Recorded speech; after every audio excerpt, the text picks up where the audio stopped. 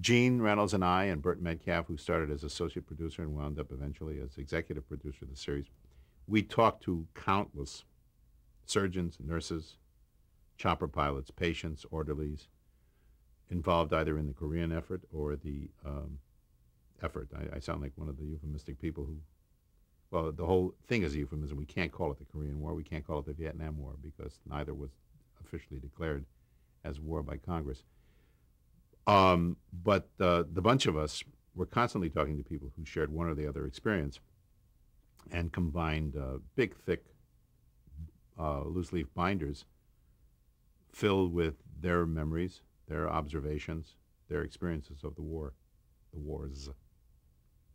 And that served us in very good stead. We used an awful lot of stuff, either as a one line in an episode. The most poignant line to me in all of the M.A.S.H was the one that Bill Christopher was given in the role of Father Mulcahy, in which he talks about the doctors warming their hands over the open wounds. That came from a doctor. You can't write that kind of a line. If you can, you're a wonderful writer.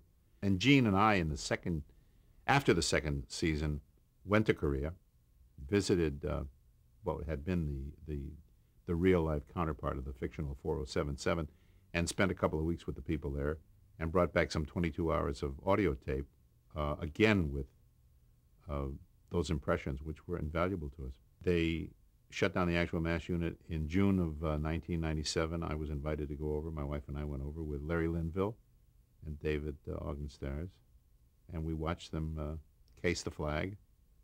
And it was quite touching to sit on this little parade ground and hear a little army band, I mean, not like the movies at all, play the unit's song and then play Suicide is Painless. That was not a show business event. They were not there to celebrate the series. They were there to honor the unit that had served so long and so well, but they couldn't help but acknowledge how proud they were. It's not every Army unit that has a series dedicated to them.